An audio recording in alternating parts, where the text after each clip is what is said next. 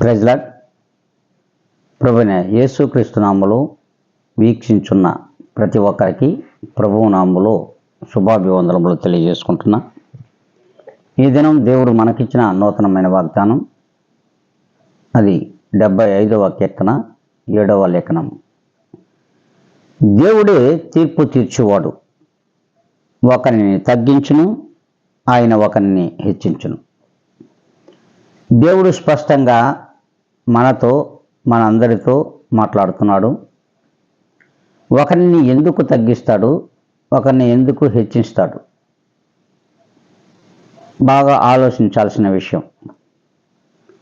ఈ దినము నుండి అయినా సరే మనము ప్రభువుల వారికి అతి సమీపంగా ఉన్న ఎడల, ప్రభు యొక్క ఆజ్ఞలను కట్టడాలను తూచా తప్పక పాటించిన ఎడల, దేవుని ప్రేమను మనం ఇతరుల పక్షముగా కనపరిచిన నాడు, అట్టి ప్రేమ,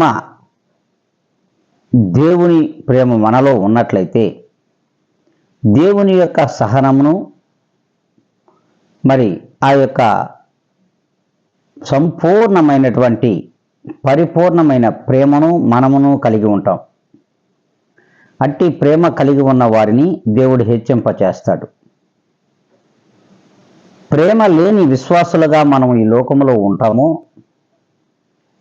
ఏ దినమైతే ఆ రీతిగా ఈ లోకంలో బ్రతుకుతామో అట్టి వారిని దేవుడు తగ్గిస్తాడు.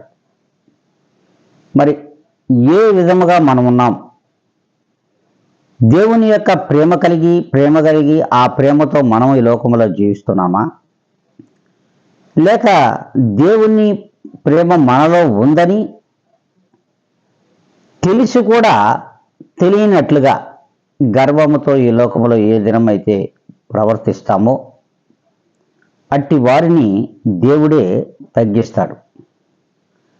కనుక ఏ రీతిగా మనం ఉన్నామో ఒక్కసారి మనల్ని మనం పరీక్షించుకొని, మరి ఈ దినముందైనా దేవుని ప్రేమను మనం కలిగి ఉండి, ఆయన ఆజ్ఞలకు కట్టడాలకు మనం తూచా తల ఎగ్గి జీవించాలి అన్నట్లయితే అందరూ తలలు వంచండి, కళ్ళు మూసుకొని ప్రార్థనలో ఏకీవించాలని ప్రభువు నామములో తెలియజేసుకుంటున్నాను.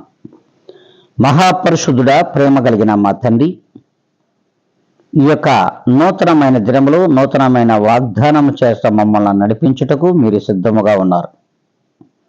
ప్రభా, మీ యొక్క సిద్ధపాటును మేము గ్రహించుకొని మమ్మలను మేము సిద్ధపరచుకొని ఏ దినము నుండి అయినా సరే ఈ లోకంలో మమ్మల్ని మేము తగ్గించుకుని జీవించే కృపా సహాయమును మాకు దయచేయమని, అయ్యా, ఈ లోకంలో మేము తగ్గింపబడడం వలన, తగ్గించుకునటం వలన మీరు మమ్మలను అత్యధికంగా హెచ్చింపచేస్తారని మీ వాక్యం సెలవిస్తూ ఉంది. అట్టి కృపతో నీ జనులైనటువంటి మమ్మల్ని నింపమని, ఇదిగో వీక్షించున్నటువంటి ప్రతి ఒక్కరిని మీ చేతులకు అప్పగించుకుంటున్నా. నన్ను నేనుగా మిక్కిలిగా తగ్గించుకొని యేసు క్రీస్తు నామములో అడిగి వేడుకొని ప్రార్థిస్తున్నాను మా తండ్రి.